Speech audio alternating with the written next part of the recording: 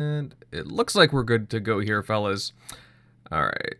Hello and good evening, everyone. Welcome to tonight's episode of the Xbox Roundtable Podcast. This is episode number 199. Damn, getting pretty close to that magical 200 number there. Whew, we gotta celebrate, fellas. TXR is the place for Xbox talk on Sunday evenings and so much more from around the game industry.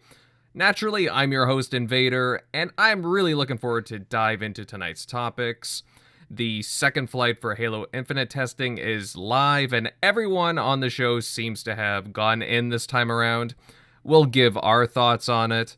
Also, there was a surprise announcement from the initiative stating that Crystal Dynamic will be helping out with Perfect Dark. What's our reaction to this? Well, we will dive into all that and much, much more. However, first, let me introduce our panel for the evening.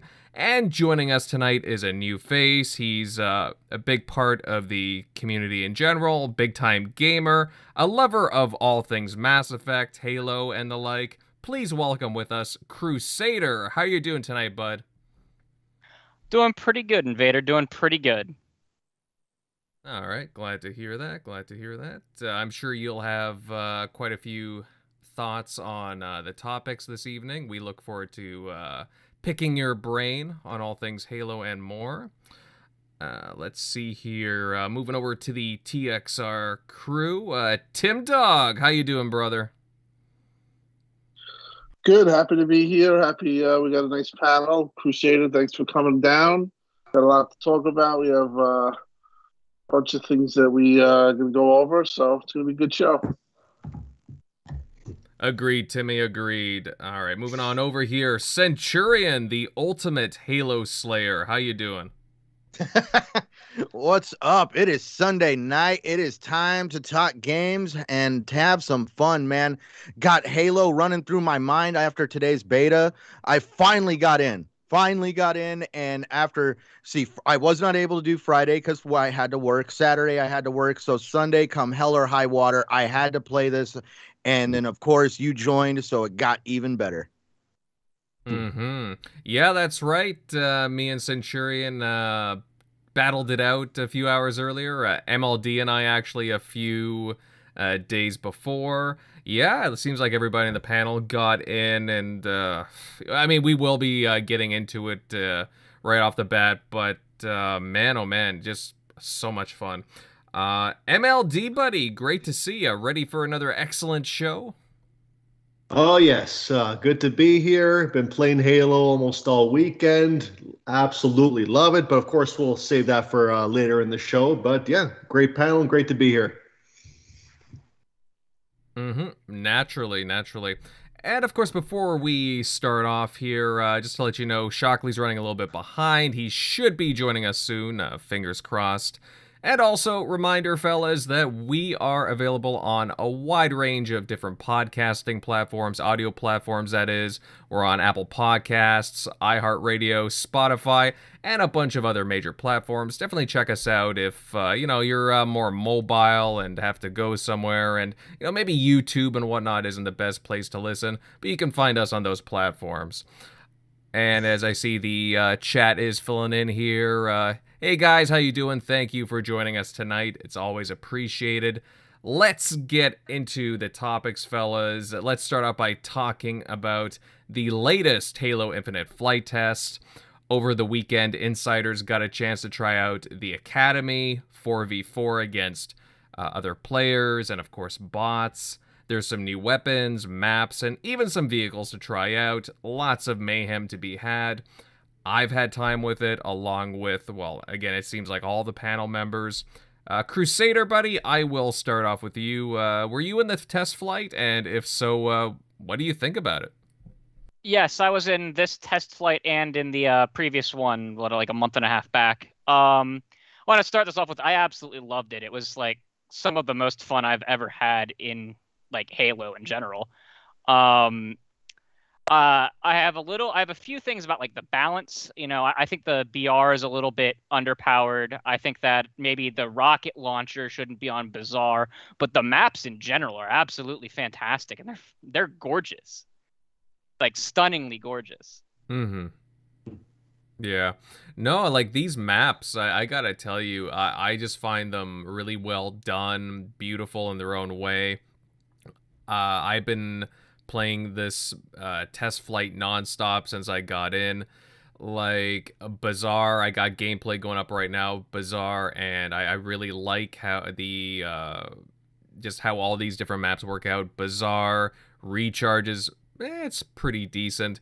I'm really liking Behemoth that just came out today. Centurion and I were playing a few matches on it, and I don't know, it kind of brings me back to like the old like Halo 3 kind of big team battle kind of feelings, even though it's not so much a big team map, but I don't know, it's sort of on the big side, like mid-size, and it plays phenomenal. Like, I just, no word of a lie, lots and lots of fun. I could see that being a fan favorite map for sure. The big thing about Behemoth that I really liked, and it actually solved a concern of mine, was that there are actual multiple power weapon spawns on it, more than just one. That was one concern with the 3 previous maps, was that they only had like one power weapon. They had the power like overshields and stuff, but there's more than one place you have to contest on the map if you want full control. Mm-hmm, totally. And again, we get to try out all these new weapons. Are there any weapons that really stuck out to you so far during the test flights? So this is gonna sound lame, but I love that the AR is actually fantastic. It's rare in Halo that the AR feels this good to use, and I do absolutely love it. All right. That's fair. That's fair. I mean, I enjoyed it too. I mean, I think I've heard some different reactions about it. What do you think about the sidekick pistol? I've heard a lot about it. I think that in comparison to the battle rifle, it might be a little too strong, but I don't think that it's the sidekick's fault. I think it's more that the battle rifle has way too high of a kill time. It takes way too many bullets to actually kill someone even at like its intended range. Then you're just better off using almost anything else. I think that it either has too fast, the sidekick might have a little bit too quick of a fire rate, maybe too much range, but again, I think that the sandbox needs to just evolve a little bit through the feedback from these flights. Mm-hmm. Yeah, that's a fair comment. What about you guys on the panel? Centurion, again, we had some time today. I know you've been playing through it the last couple of days. What are your thoughts on it? My thoughts are I am getting those vibes from back in the Halo 3 days. I mean, the game, to me, I'm enjoying it. It's snappy, it's quick. It definitely has those Halo vibes that I love, of just running around aggressively, getting in people's faces, backing them into a corner, and then just decking them into the jaw to the floor. Good old times playing Halo. What can I say? I enjoy leaping off of buildings and sticking grenades to people, just mowing them down, getting them from behind. I was never a big fan of the Gears 5 multiplayer. I'll be truthful on that. I couldn't ever get the idea of wall bouncing and just running around constantly with the shotgun. For me, with Halo, I just love the variety. You have people running around with rocket launchers, plasma pistols, whatever they can get their hands on, the gravity hammer. I had an absolute blast. I mean, I haven't had, at least in my opinion, I haven't had that much fun playing a Halo game actually since Halo 3. And I've played Halo 4. I've played a little bit of the multiplayer on Halo 5 and in the Master Chief Collection. But I'll be honest, I really have those vibes that I got when I was like way younger, just ready to play some Halo 3 on the Xbox 360. Mm-hmm. Yeah. Like, again, I gotta give credit where it's due. 343 have, again, this is just a test flight, but they've done a really excellent job with the performance from the weapons. The maps seem extremely more interesting and well thought out. Again, like, even just going back to some of the new weapons, the pulse carbine, it's like they seem to be addressing certain areas of the sandbox, like adding in weapons that, again, are like where There wasn't really much in like certain weapon ranges beforehand. The pulse carbine is very interesting. You look at the heat wave. Oh, there's a bit of an echo. Not sure whose end that's at. I'm on. Yeah, sorry. I just hear myself talking in the background. Let's see here. Yeah, the heat wave, the Promethean weapon where the shots bounce off the walls. I really, really like that weapon that you can. Again, it's more precise. You can like do more with it, just like bounce it off the walls. Just very cool overall. I liked how they were really also open, because like a lot of betas, I'll be up front, I've played some betas where it's very rudimentary, all the features are grayed out, everything is shut down. They're allowing you into the store. They're letting you see what things would look like in the store. They even give you the currency for the store so you can go in there and even grab cosmetic items to kind of see what that whole experience is like. It was actually the first time I've ever seen a game actually let you see the store in beta. Mm-hmm. Yeah, that's true. Like, I'll admit, like, yeah, you're right, Centurion. It is kind of cool to like test out the battle pass and how that works, because there's going to be a lot of questions at launch. You know how that's going to work out, right? But like we were talking about, what you mentioned was the menu system using that battle pass, and kind of, I hope they, like, we both agreed that we do hope that they've create a much more fluid system, because I think the word we chose was like kind of clunky, because I actually had to search around, because when you get the XP boosts, you have to like search around, and then finally I found out how to do it. You go into the battle pass, and the only way is you look down in the corner of the screen. It says hit Y to go into consumables, and that was the only place I could find the consumables marker. Yeah, even just like going to your Spartan and switching out the different, just the different customization aspects to it, I found was a little more like maybe intrusive, and like you were saying, a little more clunkier than I would have liked. I kind of preferred how previous Halos handled the customization better. Again, guys, there's a couple of months until the game launches, so maybe they can smooth that out more. I would like to see that. But otherwise, I mean, the game itself is... I am having just too much fun, even playing around with these new abilities. Again, I in the chat, they're talking about the grapple shot. I've been swinging around a bit, guys. Actually, to be honest, I need to get more acquainted with some of these new abilities, because I'm just focused. There's so much other stuff to focus on. All this, like, whether it be the new terrain, like the maps, or the new weapons, just to get acclimatized to all the new stuff that's added to Halo. So I definitely got to play more around with like the grapple shot and whatnot. But there's a lot of different... there's more to do. There's more options to do on the battlefield, to say the least. Tim, buddy, have you had a chance to dabble in the Insider? No, I actually had I had signed up, but I didn't verify my email, and I only did that after the 13th, so I didn't make it. But what I could say is I've been following it actively through the community and through forums, and it's pretty safe to say that it's been an absolute hit in the community. A lot of people saying really good things about it. One of the things that I've seen that I thought was really cool was the grapple. I saw the Spider-Man where he was playing it, like he looked like he was Spider-Man. He was flying around the map with the grapple. Also, you can block rockets. You can there's like this there's some type of mechanism. Oh, the repulsor, yeah. Yeah, the repulsor, which is really cool. Listen, and the screenshots of the textures and everything about the game is the graphics look amazing.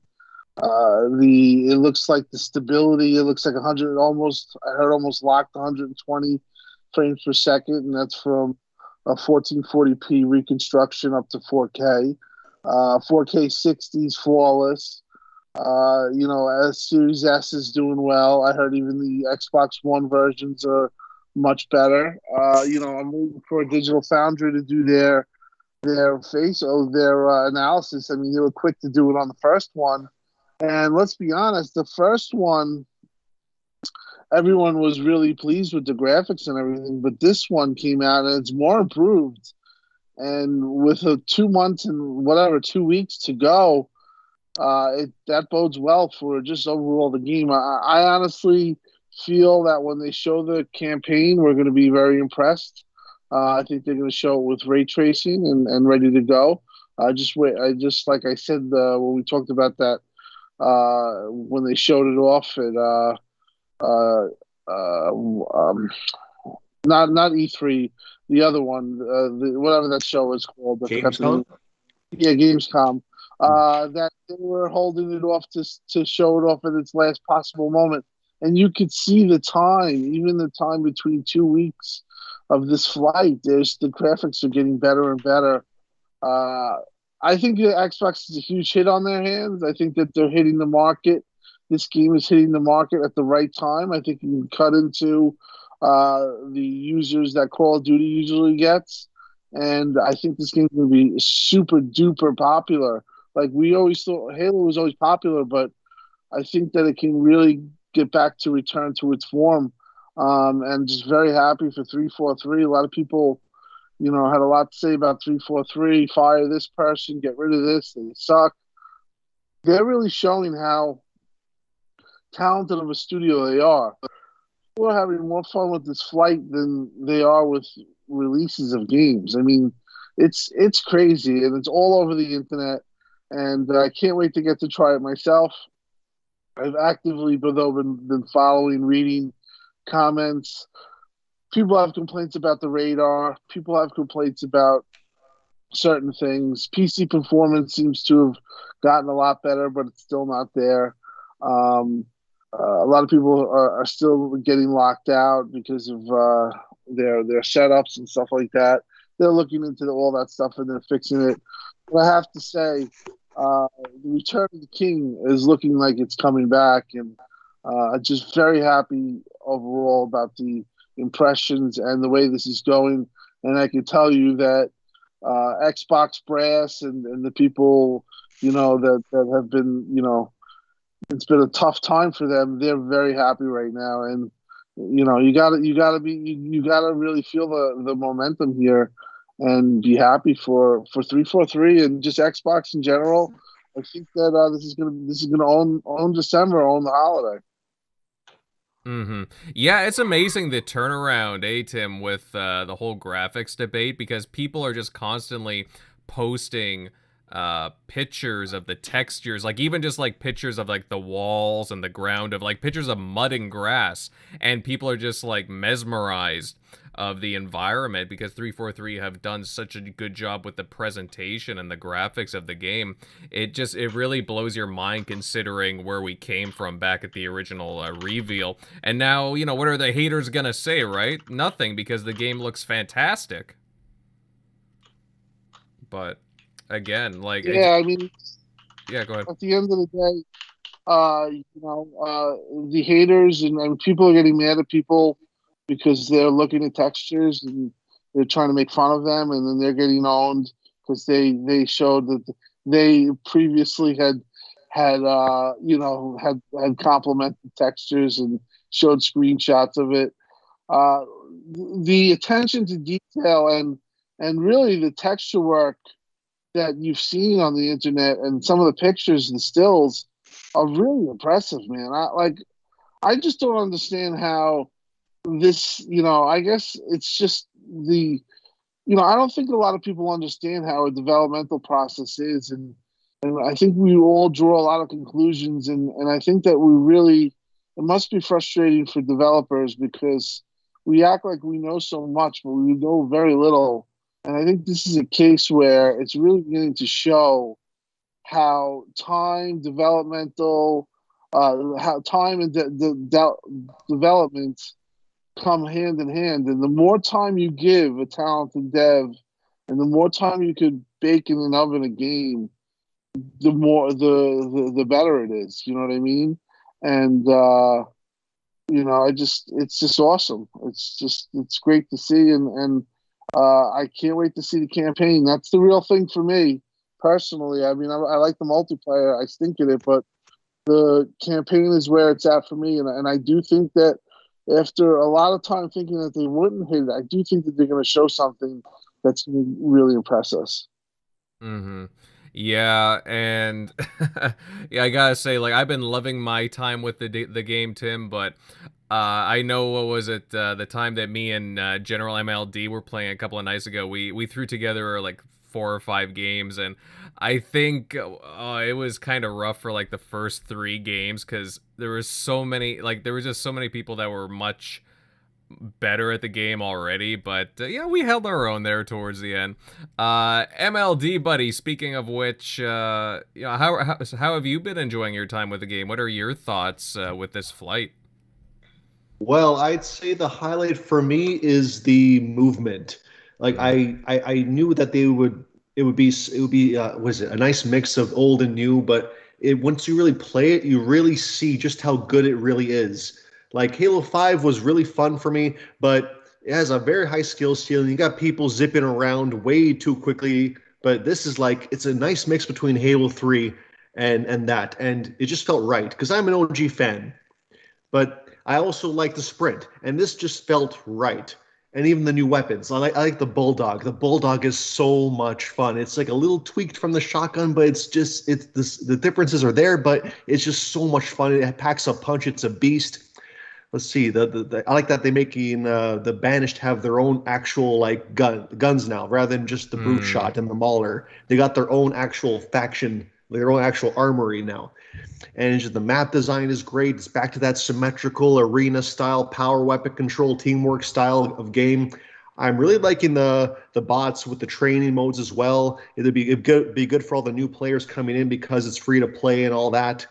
And even like the practical uses of the bots, like filling up matches when you have quitters, because I think we've all been there. We're playing Halo matches, and you got a quitter, and all of a sudden it's what 1 versus 4 or 2 versus 4. This way, at least you feel like you got a chance. At least it feels like you got a full team still. But I'm a campaign guy myself, but as soon as I finish that campaign, I'm going right back into the multiplayer. But so far, so good. The graphics are really improved. It's amazing what a year of polish can do. Like, clearly they listen to the complaints. Like the textures, we've all seen the screenshots. The textures are much better. The foliage is reactionary, even in places you wouldn't even expect it to be. It's just, I'm really blown away. Like it really, like it was said before here, it captures the magic of when I was playing Halo 3 for the first time. Like it's something that Halo 4 and 5, while fun, it didn't quite capture that same feeling. So I'm blown away. I can't wait. Mm-hmm. Yeah. Again, like it feels really good. I feel exactly the same way you do about the movement speed. It just feels right, especially mixed in with the abilities that they have there. And again, like as much as like I love the gameplay itself, but a lot of these maps I just want to like take a look at, even like, and just like look at the vistas, like the map, the gameplay that we're on with the gameplay right now, Behemoth. I want to like just pause the game and just look at like the landscape, because the environmental artists, whoever they are, they did a really good job with this map. And I'm just again, I'm blown away by what they've done with the art style, going back to like, again, some of the more like traditional Bungie-esque the design, and it just everything just works really well. I just have a giant smile on my face as I'm playing this, and I couldn't be more happy right now. I want more. Like, this is the most excited I've been for Halo in a while. Let's see here. Oh, Shockley buddy, there you are. How are you doing, bud? Oh, pretty good. Yeah, just am playing it right now. I just wanted to get some in. I tried to do some of the training. I just haven't had time to get on, or I would try to get on, but they had those certain time slots when you could play, so that kind of made it difficult. But it feels better smooth. I haven't played Halo in a minute, but I mean, it feels freaking great. I just got a first couple kills here, but yeah, and in all the videos I've seen are super impressive. Just I don't know if any of you saw the Capture the Flag one, where he kept, I guess with Capture the Flag, if I'm not incorrect here, you can't run at like full speed, right? Like you could in the past. You walk at Ooh. regular walking speed. You can't sprint. Are you talking about the clip with the grapple shot? Ooh, double kill. Oh, okay, yeah, go ahead. Sorry. You're talking about that clip with the grapple shot where he grapple shots the Yeah. flag? Yeah. Because you can't run at full speed, right? When you have the flag, is that right? You walk at slightly slower than regular movement speed. Oh, okay, so that's what he was kind of circumventing, is he was like Yes. launching the flag. Yeah, he was flag juggling, so he was picking up and dropping the flag to throw it forward, and then when he got to the center point in the map, he runs across the map and shoots the flag with the grapple shot to pull it to him across the map. Yeah, that shit was ridiculous. But stuff like that, just like seeing creative, ridiculous stuff like that is pretty sick. But yeah, I've been having a blast. And so far, I mean, I'm not like, I barely played, if at all, Halo 5's like multiplayer. Played a lot of 4, but having a blast right now. Got a couple of double kills here, so I didn't expect to do that. Figured I was going to get washed, and yeah, I didn't choose the bot, so I just make sure I wasn't playing against the computer. But yeah, main thing, always stay with your team. Like if you're joining in Halo after a while, do not run alone. That's what's gonna not have you're not gonna have a good time. Mhm. But yeah, it definitely. I'm excited for the. It's great how it's funny how like every time they do a new flight, everybody forgets about like the negative aspects about Halo, because it was like, oh yeah, this multiplayer is freaking awesome. So yeah, forget all the other down stuff.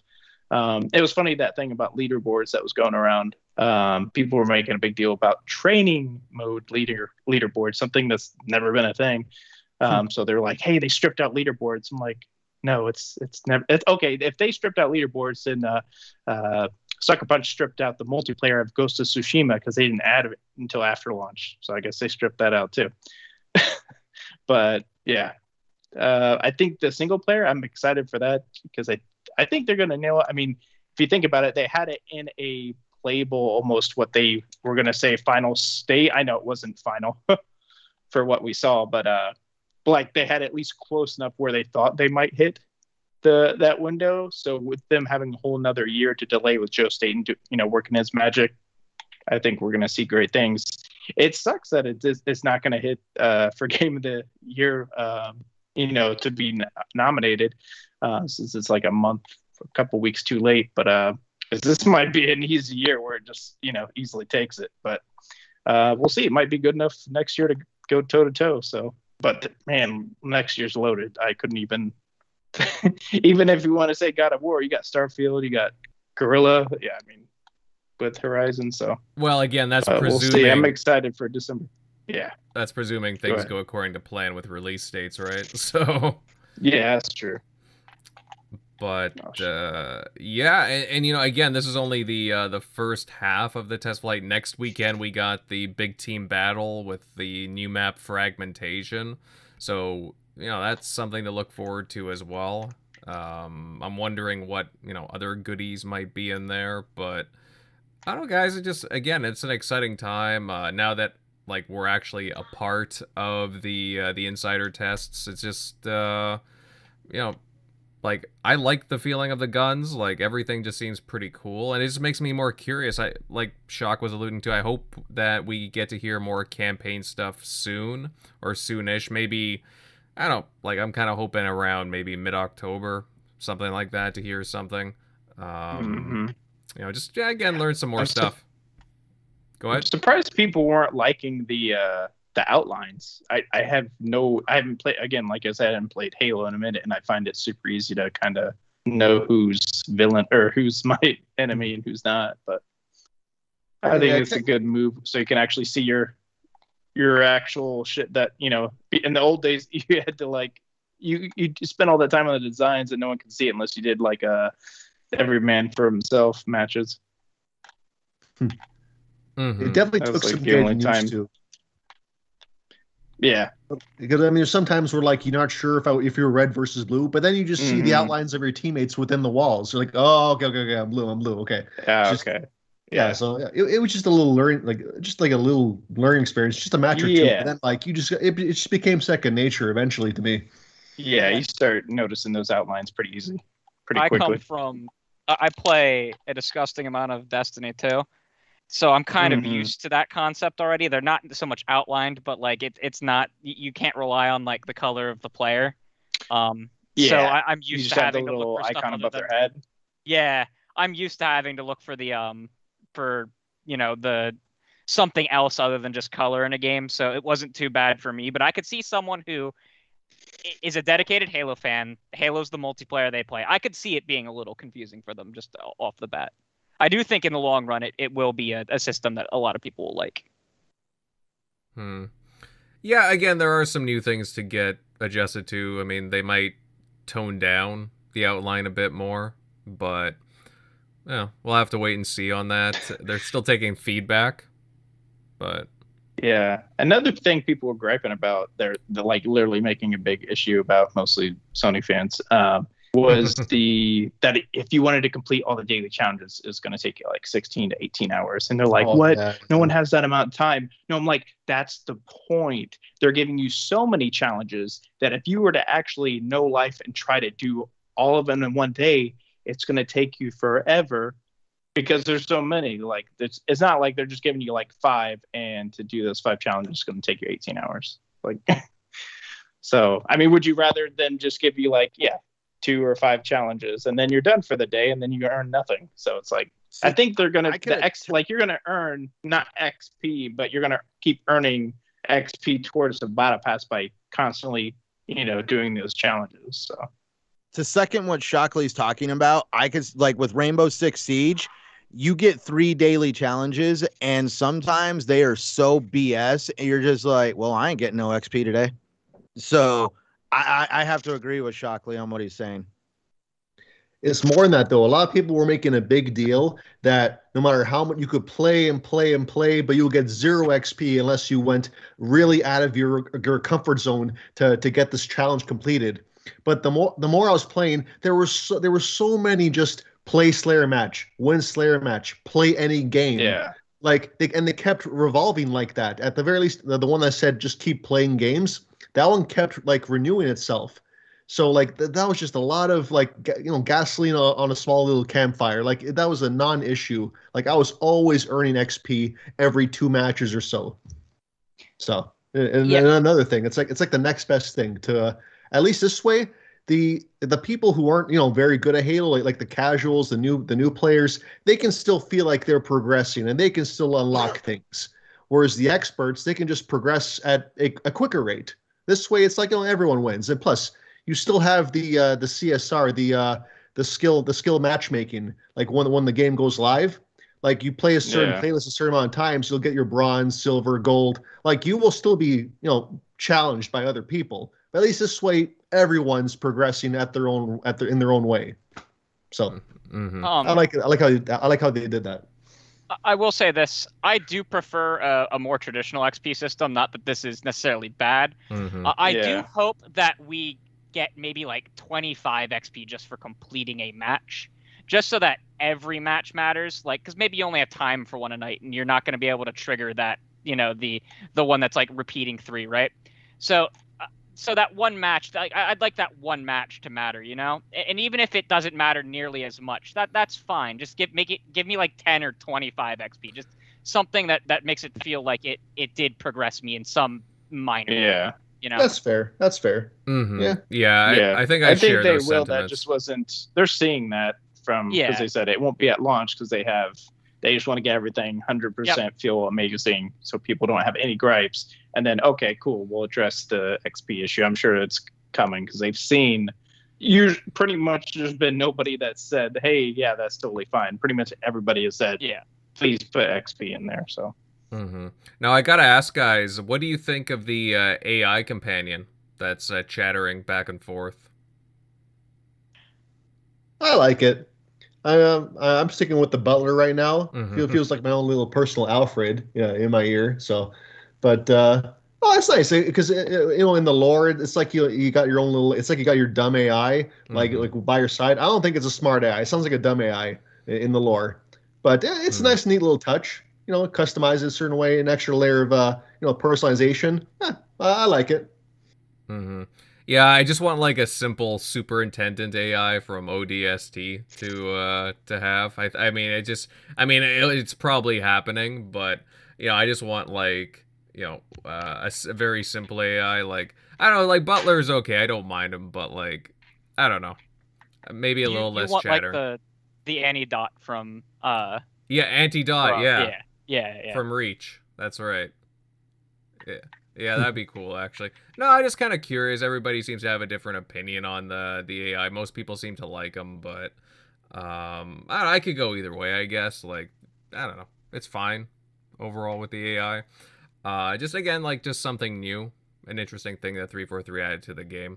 Definitely, guys in the chat, definitely let me know what your thoughts are. But yeah, again, I'm really enjoying the flight, guys, and I can't wait to get some more time into game. And again, we got big team battle next week, so that's a lot to look forward to.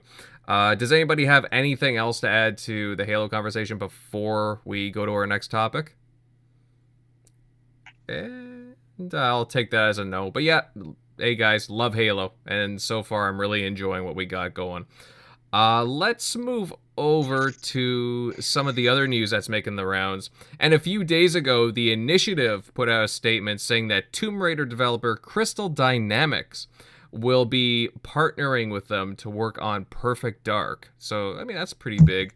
The announcement kind of like blew up gaming Twitter, to say the least. So that was kind of interesting. I've seen a lot of hot takes on this topic, and I would love to get everyone's thoughts on this, well, big surprise. But I'll start off with MLD. Buddy, what's your take on this?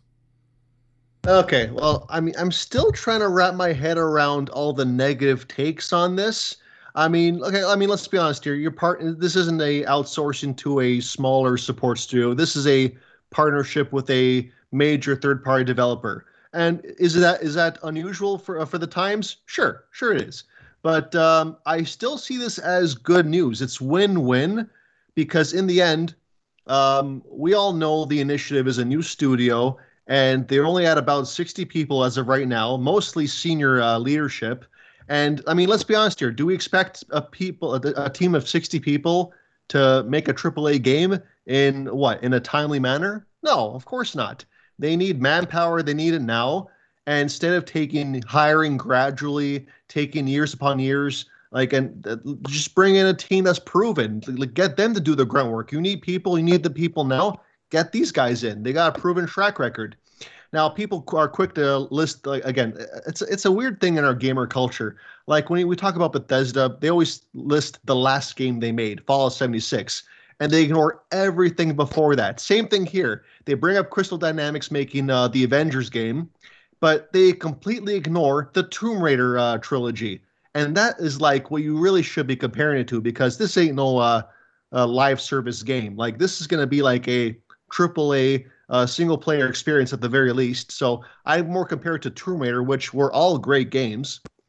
But it's more than that. Like, the other negative thing is that because it's Crystal Dynamics making the game now, or at least making the game in part, apparently now it's not the Initiative's game anymore. It's Crystal Dynamics' game, which is like, I don't get the logic behind that.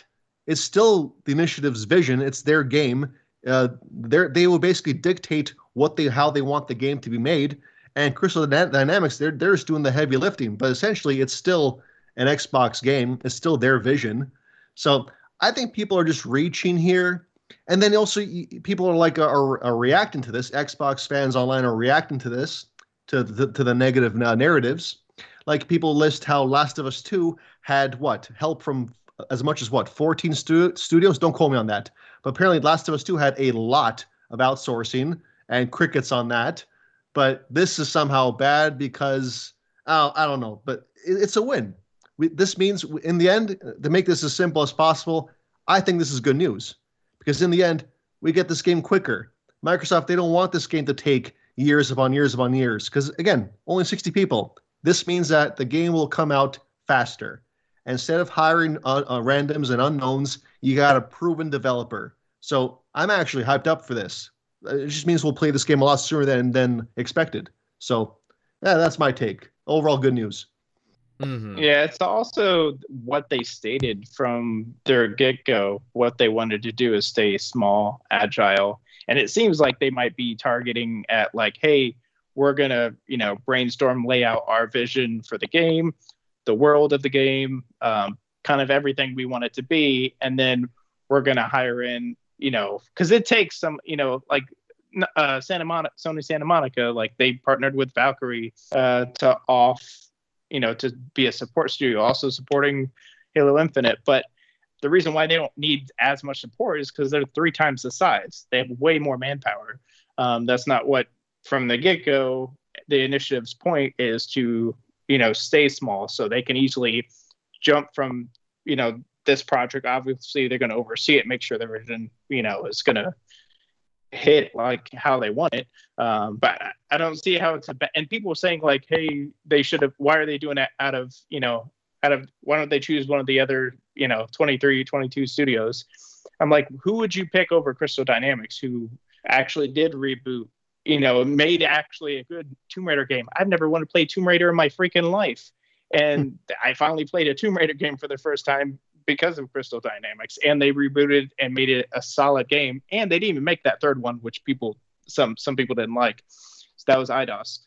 So they made the 2 that were high pinnacle Tomb Raiders. And you should, I would say, trust the track record of, Daryl Gallagher. He's done nothing but spitfire. He was the studio head for Deus Ex Human Revolution, which was an 89 Metacritic. Had third person, first person. I mean, that's a good setup for like Perfect Dark. It's going to use it like they did in that game. Use a lot of gadgets. Do that first person mode and part third person for some of the gadgetry, kind of like they did in Perfect Dark Zero. So that just lines up perfectly. And then he headed the next 2 Tomb Raider games and rebooted that game and actually made Lara Croft an actual good game. So who else would you pick that could actually had out of all their other studios? Crystal Dynamics did it. They rebooted, made 2 solid games, and then they got put on Avengers because that was their top top Western studio. So Square picked them. They got the license, and like not many people can even do a live service game. Like pretty much, unless you're Bungie, that's about the only team that can really land it, unless you're doing like more of a multiplayer like Halo or Battlefield. But trying to do some like action adventure live service game just really isn't hidden unless you're just Destiny. And even in Destiny's case, they've lost a lot of hardcore players, including myself, that played it religiously back in the day and can't touch it anymore. So, I mean, I don't see how it could be a bad thing. You got more talent, because Crystal Dynamics is talented, and Daryl Gallagher. This was probably set in stone way earlier when they were coming onto the project, when they were deciding what kind of studio they wanted to be, and started basically stating like, hey, we're going to be this type of studio that's going to be stay small. We're not going to get 400 plus people like a Naughty Dog. Cool. Well, who could help us maybe partner? Because some of these things are going to be set in stone. They just decide this, in the past month, more than likely, that, hey, we're going to partner with Crystal Dynamics. That's probably some stuff that's been going on for a while that they've been, setting up. And Daryl Gallagher, obviously their studio head, so a lot of familiarity there. They feel comfortable, both of them. I think it's a perfect match. So I think people are reading too much into it. It's just like going straight to doom and gloom. But yeah. I don't see how it's a bad thing. So yeah, I think you nailed it. As far as I have the same feelings as you, and I feel like the people that are doom and glooming it are the same people that just want to put negative narratives against Xbox and put Xbox down.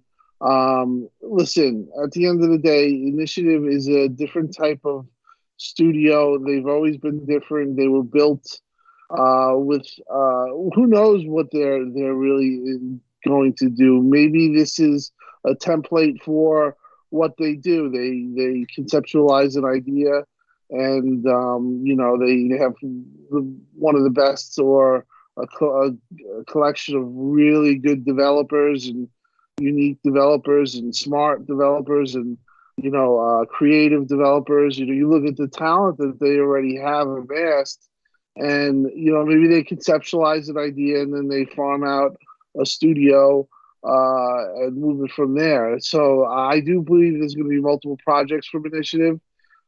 This absolutely makes a ton of sense from the fact that this is Gallagher's old team.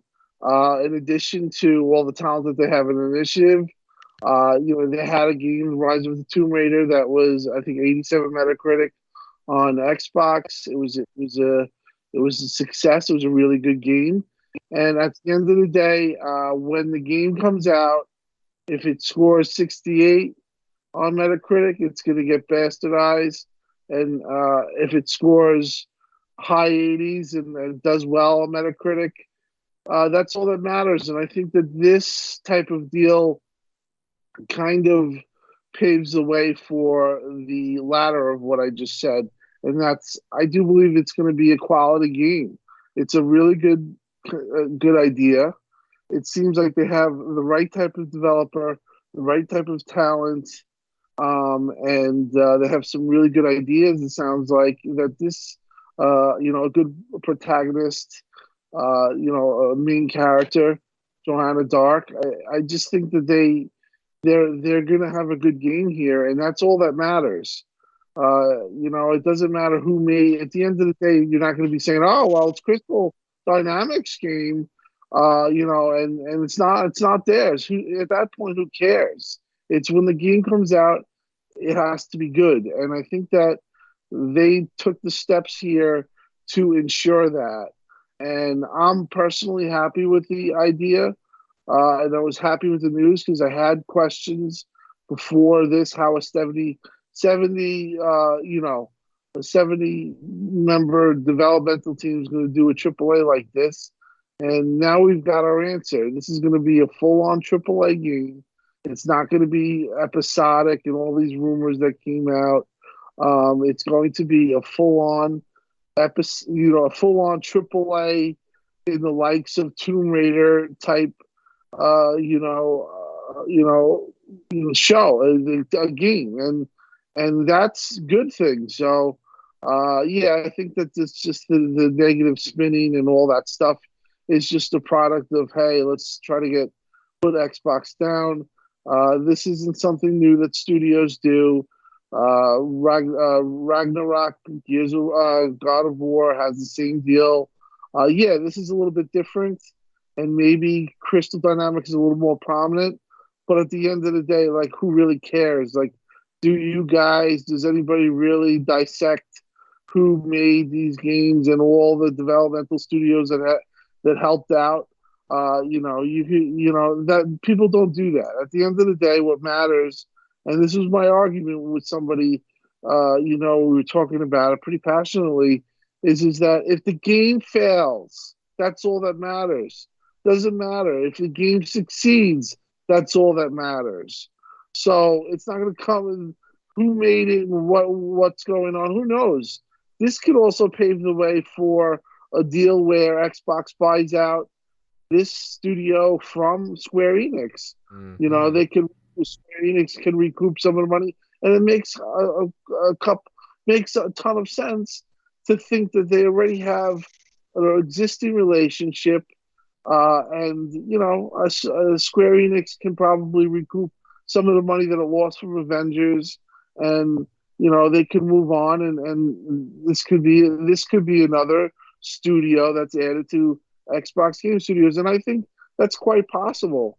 And I also think that there's going to be another Initiative game. There's coming, like I said, I do believe they have some different ideas and approaches, and that was the whole thing when Initiative, the talk of quadruple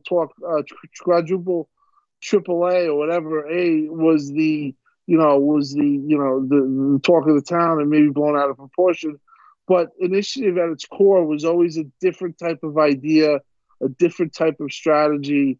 And if this is it, that's fine. I'm fine with coming up with ideas and then getting a AAA studio with a good track record to nail down the game. And they already nailed down Rise of the Tomb Raider. They're going to do this the same, in my opinion, with Perfect Dark, and I'm happy about it. And it's interesting, but all these hot takes and troubles here. That's not the case.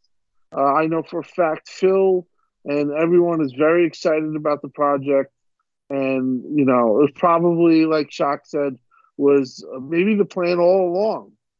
So this is not anything that you should lose your mind about. Mm-hmm. Yeah. And just to jump in here, because I agree with you guys, I think it's weird that, again, the initiative is getting crapped on all over social media just because they're getting assistance, because game studios get assistance all the time.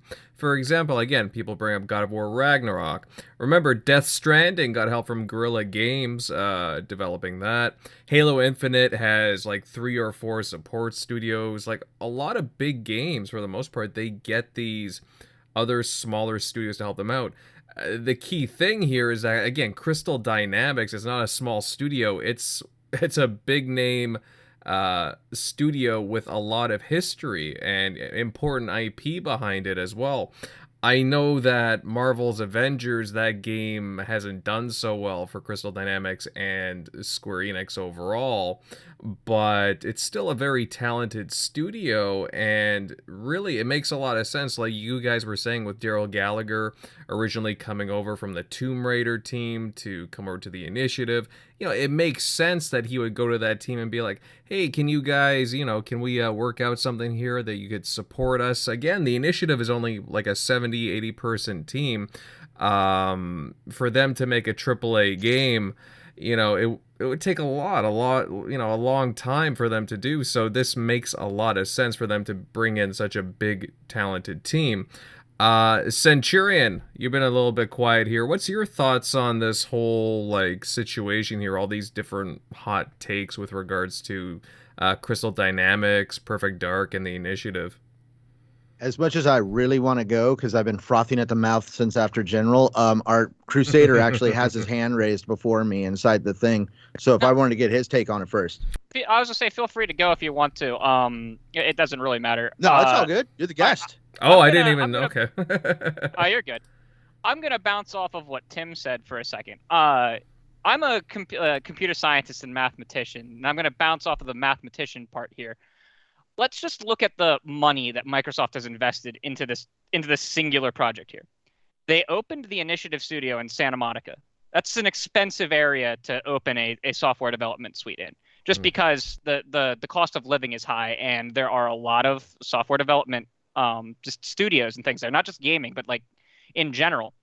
And so you have to pay competitively to be there. And not only are they paying competitively to be there, they're trying to attract the best talent, which means that they are almost certainly paying these developers that they are pulling to this studio more than what you would normally conceive to attract them here, right? Because they have to make this attractive to get them hired. Then you look at this partnership with Crystal Dynamics, right? Because as we've said, everyone has support studios. Like even Breath of the Wild was supported by Monolith Software, the people who do Xenoblade. So they're pulling in a very attractive studio, and they have to be paying a pretty penny to Square Enix to borrow a portion of their team, because they did confirm that they're still supporting, in addition to this, they're still supporting Marvel's Avengers, and they're still supporting something new in the Tomb Raider universe. On Twitter, they said that. So Microsoft is putting a lot of money into this project. That should excite people. They're attracting fantastic developers, and they are pulling in a fantastic developer. My big question is, what's up with Square? Why did Square agree to this? That was what was weird to me. I found that the more shocking thing. Like, why is Square devoting a portion of Crystal Dynamics' time to working on a Microsoft first-party project with a Microsoft team? When they could be working on their own project for Square, which is its own publisher. And I think Tim brought up a good point that not necessarily just Crystal Dynamics potentially going to Xbox, but that we've seen for a long time that Square has been disappointed in their Western division. The last Deus Ex, the Marvel's Avengers, both of the Tomb Raiders, while they were fantastic games, Square said that they were a disappointment sales-wise, which is really shocking to me because they sold into the millions. So maybe this is a sign that Square is actually taking a look at their Western publishing division and being like, what are we going to do with this? You know, what are we going to do with these teams? Because it just seems so weird that investor call after investors call, they say that, you know, this, that, or another thing is disappointing or behind. So, you know, maybe this is a wake up call for Square to just kind of center what they're even going to be doing with their Western division. Mm-hmm. Yeah, it's very possible. Again, Tim had brought up, you know, what are the chances of, you know, Xbox, Microsoft even acquiring, you know, the studio? I mean, it wouldn't be the first time that they would go to a publisher and acquire a studio. You can go all the way back to Xbox and Nintendo talking, and then Xbox bought Rare. Yeah. So, you know, there is some history with that. And it's not like they don't have the cash to do it. And Satya Nadella very recently had stated, you know, they're going to be very aggressive and buy more studios.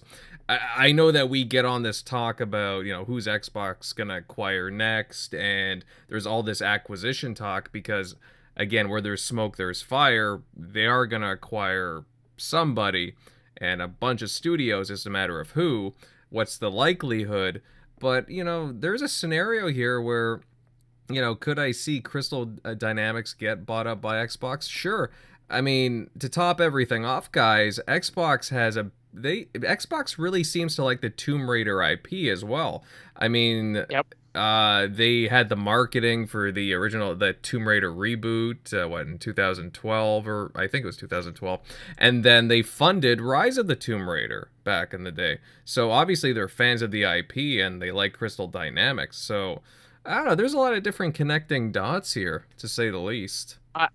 You know, I'm not going to say anything about necessarily who's going to acquire who, but it just looks like that Square, because Square's Eastern Division, right? Like their Final Fantasy teams and all of their Japanese teams, and they do fantastic. They're if you listen to Square's investors calls, those teams are always pulling it in. I mean, look at Final Fantasy 14 taking off. It's incredible.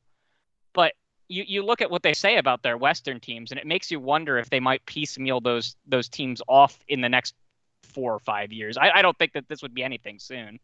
But this really makes you wonder what their plans are for that division, if they are renting them out to another publisher and not even self-publishing a project, you know? It just makes you think. Yeah. Again, it gets the wheels, the gears, and the brain kind of going there. Lots of different possibilities, and yeah, I could see the angles you're coming at for sure. You know, there is a lot to be said, a lot to be talked about on this topic, and it kind of branches out different ways. But yeah, Centurion, what's your thoughts? All right. Before we go down this road, you'll understand why. I'm shouting out the Iron Lords and Lord Cognito specifically. They did hit 10,000 yesterday over on the Iron Lords podcast. Awesome group of individuals. And I had the privilege yesterday to do a show on the Shop podcast with Lord Cognito, and he touched on this. He even wonders what's going on at Crystal Dynamics, because he almost believes that they were actually doing nothing, that this probably, I don't know if this he believes, but he alluded to the idea of they could have been doing absolutely nothing. And because of Daryl Gallagher being who he is, used to be at Crystal Dynamics, has friends over there, ties, knew they were doing nothing. So, hey, they're the initiative. They got Microsoft backing them. They probably reached out. And you never know. They want to start this partnership because Microsoft, like we alluded, Tomb Raider has been in the eyes of Microsoft for a long time. They've enjoyed growing the franchise. They did a custom Tomb Raider console for the last Tomb Raider game that came out. Now, it was like there was only like, 4 or 5 of them made, and they raffled them off. But, I mean, it was a really good-looking console. But still, They have always had this thing going back and forth with Crystal Dynamics, so I really do believe they saw an opportunity with Crusader even alluding, Square Enix has had some setbacks recently. We've got the Avengers. We've also got Outriders. I mean, there has been some stuff lately that has made Square Enix take a couple steps back. And you never know. They may have had Crystal Dynamics up on the shelf and somebody decided to basically rent them out. I'm excited for it. It could lead into an awesome, awesome thing in the future. We could see an acquisition. Otherwise, we could just see a partnership that lasts a very, very long time and could turn into something like Bethesda, because Microsoft leaned on Bethesda a lot and they made a very good partnership with over the years with them. And we saw what that turned into. Going back to Crystal Dynamics, the company has a massive history in dealing with strong female character type roles in the games. They know how to, they've got motion capture animation pedigrees where they know how to create long flowing hair when it comes to, because I remember running around as Tomb Raider, the ponytail bobbing around, the graphics, everything looked clean. They really know how to craft a single player experience that revolves around a strong female role. And I mean, let's look at Rise of the Tomb Raider. It felt like an open world game, but it was pretty much very linear in the way it was designed, which is going to be perfect for Perfect Dark, no pun intended. Because we had like the missions, like the original missions in Perfect Dark, it wasn't open world per se, but it was completely linear. You're in office buildings with locked doors and ways to guide you down this linear path, but you still have this idea that you're in an open world. Now, obviously, that was like the Nintendo 64 days, and we're probably going to get a much cleaner, better version of Perfect Dark coming out of Crystal Dynamics and the Initiative. Now let's go into, due to some recent events, I had to brush up on copyright law. I enjoy learning law in my spare time. I'm weird like that. So this is the way it works with copyright. If an employer employs an individual or a group to create a work of art at the employer's expense, the work of art or work belongs to the employer, aka the initiative. That's just the way it works on paper. Regretfully, however you want to get up in your feelings and try to twist the chess pieces around, you cannot circumvent what is written into law in the Copyright Act of 1978 when it talks about the hiring of a group or an individual in creating a work of art. We saw this recently with the composer for Destiny trying to say that his work was copyrighted. At any rate, this is where I am one of those people, though, that do carry around a small negative to this idea. We are talking about Crystal Dynamics, the one company who came out and wrote a BS apology letter for Rise of the Tomb Raider being a one-year exclusive. Everybody and their grandmother got up in their arms, cried about it being exclusive, this, that, and the other, to where Crystal Dynamics had to come out and basically write an apology letter and publicly let everybody know that the game was going to be exclusive. Have we seen this with the Spider-Man character? Nope, Sony didn't apologize for that. Have we seen this with Final Fantasy? Nope, Square Enix hasn't apologized for that.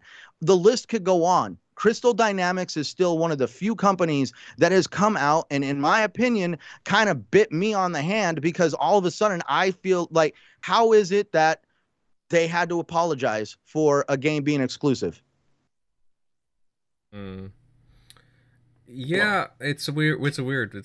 Go ahead. Who was that? I mean, Pete Hines apologized for the thing. I mean, I think they're just kind of Pete Hines and Aaron Greenberg have both made apology letters for people for Starfield and Bethesda, and it basically beat around the bush saying, get the F over it.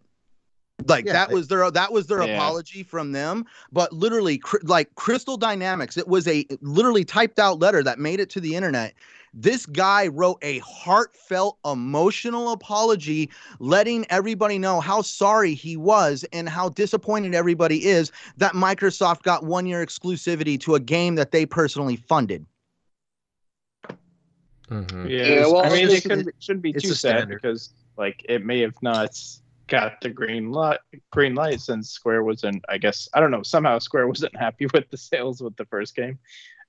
So they wanted Microsoft. They were like, Microsoft's going to pay for all the funding for the Xbox 360, Xbox One copies. Cool.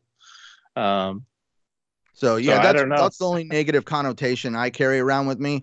Personally, I hope that's water under the bridge. You know, it's going to be a thing of the past, and I really hope it leads to a very strong partnership with a really great company that really has a strong pedigree in crafting single player experiences that we're looking for. Every time I have always asked, what's the perfect game that you could create in 2021? Well, there is a heavy push for strong female roles in the entertainment industry. And every time you think of that role, Tomb Raider comes to mind. Well, then it's like, well, Tomb Raider has always been done. And every time you reach back into your head of games thinking about roles, Joanna Dark always comes up in the conversation.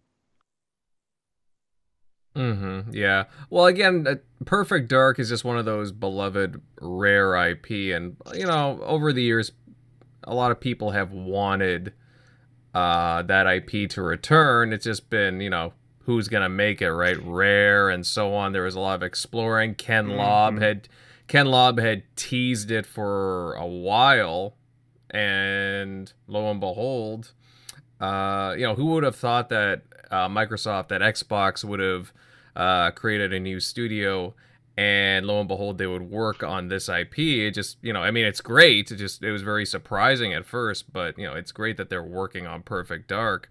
It's interesting that Square's going to let Crystal Dynamics do probably a lot of the heavy lifting, so they're going to be busy just making this. I mean, obviously, it's going to be on, you know, every device, console, PC, and cloud, but that maybe they're trying to ship off their. I know we've been through the acquisition talk, and doesn't mean just because of this is, you know, going to be an acquisition, but maybe they're looking to watch how this goes.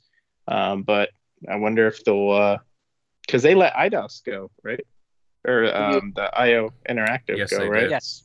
IO. Yeah. So I'm wondering if they're trying to ship off more of their Western developers since they're not making money with Avengers. So. Well, sorry, go ahead. No, I just think that, like Crusader said, they'll let you ML take over. You know, it is very possible that this could be a deal. I mean, it points. I mean, I don't want to, you know, but it definitely could point to something like that very easily, especially if it's successful. Go ahead, MLB. Oh, I was just thinking, like, maybe come off of Avengers. This might be something that Square would know that there will be a return on investment because not only is it going to be on Xbox, it'll be on Steam, it'll be marketed by Xbox, you know, so Square won't have to put up any marketing money. So for that either too. So I think there'll be a lot of sales, especially on PC. Game Pass will get a lot of action and, you know, a lot of referrals from that. So I think it'd be a good way for them to recoup some losses with this next project being, you know, mostly funded and funded by Xbox itself. But it's also that I think it's just, I'm looking at Perfect Dark, the N64 one, not the one for 360. It's just nothing quite like it out right now. So I think it will be a breath of fresh air because it's not just like a run and gun, a first person shooter. Like it's like a slower paced gadgets and espionage. Like when was the last time we had like a new Splinter Cell game? Like things like that. Or like a Deus Ex. Like exactly. I think it'll be due for like a very unique first person shooter. And again, Microsoft, they're going the route with the the very inclusive heroes, strong women. And Joanna Dark fits that bill. So I think Crystal Dynamics will get like a nice return on investment if Xbox markets it like just right, and to give them the time that they need to make it a good game. Yeah. Whoever brought up IOI, that's actually a great point. This could also be a signal that Crystal Dynamics is attempting to move to a more independent situation. And what better way to do that than to guarantee you have funding with one project by working with a large first-party developer? Then money that your studio gets from that could end up being pushed into a project that you are going to self-publish if they were to move to a more independent state like IOI. That would give them a lot of security. Mm-hmm. Oh, definitely. I didn't even know that. When did the Hitman developers? When did they leave Square? I wasn't aware of that. Give me a second. I can look It was that a up couple for of you. years ago, right? At least. Yeah. I think it was 2018. And they took the Hitman IP with them? Yes, it was before Hitman 2. The first Hitman was the only one published by Square. Hitman 2 was 505, and Hitman 3 was independently published. Give me a Really? second. Okay. I could tell you when they went independent. So they went independent in 2017. So 4 years Okay. ago. Oh, okay. Mhm. So it's not out of the realm of possibility that they could take Tomb Raider with them if they were to go independent. Correct. Interesting. Okay. It's very possible, or that Tomb Raider and possibly whatever other IP they've worked on in the past. But that would be, that's an interesting situation there, an interesting scenario. Good thoughts there, guys. But yeah, we'll see how all this turns out. It's just, again, it's interesting that the initiative decided to partner with Crystal Dynamics, and there's a lot to look forward to with this, and I'm excited for Perfect Dark even more so because, again, this is a very capable team that they have on the game. But before we move on, guys, anything else to add to this talk? I'll take that as a no. So, okay, let's move on, guys. And, actually, before we move on, guys in the chat, if, you like our banter so far, then remember to drop a like and share this out. And don't forget to sub to the channel. We would greatly appreciate it. All you guys freaking rock in the chat, by the way. Moving on, guys, let's talk some Nintendo. They recently had their latest Direct showcase. There were a bunch of different announcements and updates. We got a new 3D Kirby game, a cloud version of Dying Light 2, which is kind of interesting, more Metroid Dread, and a surprise Nintendo Switch Online expansion that has been getting a lot of talk. Now, let's see here. To kick things off, Eric Shockley, buddy, what do you think of what Nintendo showed? Any standout announcements, reveals? I would say probably the biggest reveal, just because I'm just glad it wasn't just we're adding Game Boy Color to the Nintendo Online, but was adding not only N64 but Sega Genesis. So I think that was pretty cool. Also seeing Banjo in there, wasn't expecting that. So I wonder if that's going to be more rare games or if they just did Banjo because Banjo's on Smash. But we'll see. I'm just wondering how the emulation is going to go because N64 emulations notoriously not super easy to do. I'm surprised there wasn't Wave Race in there. I'm guessing if they do put it in there, they'll probably have to take out the Kawasaki names and stuff with some of the licensing issues. But I'm excited for the multiplayer aspect for it. That'd be the only reason that I don't see this as possibly a complete ripoff of them adding charging more with the expansion pack. Is if I can play Mario Tennis 64 online, that's going to be sick. And some of those other experiences would be pretty awesome. But otherwise, the Kirby I was excited for. I didn't buy the Star Allies. That I knew that one was super shallow game that they tried to pass off for $60. At least the Rainbow Curse one on the Wii U was only $40, and it had at least that was a cool game, but it knew its price. But I'm excited to see where that goes. Definitely excited for the Metroid Dread that's going to be hot this in October, and then also the Mario Party, the actual Mario Party game they should have made. Whatever they charged $60 for, I'm glad I didn't buy that last one. This one's supposed to be kind of taking all their best of all the past Mario parties and revamping those and making it online. So that should be pretty cool. And they finally showed off Bayonetta 3. Hadn't played the other two, but I definitely played a lot of the Devil May Cry games, so maybe I'll check that out in the trilogy the other two that are on Switch. But finally got some word on that. No word on any Metroid Prime 4. That game got announced 2017, 2018 maybe. Yeah. But and it's odd that they still don't do that trilogy, but But I figured the N64 Mario was coming back, even though they delisted it as in the form of their expansion pack here. And I think that's where they're going to go from now on. They're not going to, they're like, hey, we can't justify to our clientele. We're going to keep forcing you to buy Virtual Console over and over again on each platform. So this one's it's not as egregious. We're going to just make sure you can never own them. So you're going to have to constantly pay us. But at least we're not making you feel like you're rebuying, Mario 64 for the 10th time. Each console iteration, they're just going to probably just keep this rollout and just have you looped in and have no chance of buying it. Well, I guess in that case you could with the All-Stars, that one game. But otherwise, and then oh my God, the most, the biggest part that's the most egregious with them, and they can get away with it, is the controllers that they're trying to sell. Yeah. The N64 one, maybe not as bad. I'm hoping it has rumble in there, even though I know it has the shape at the end where it looks like you could put a rumble pack in it. But I didn't see totally the back of it.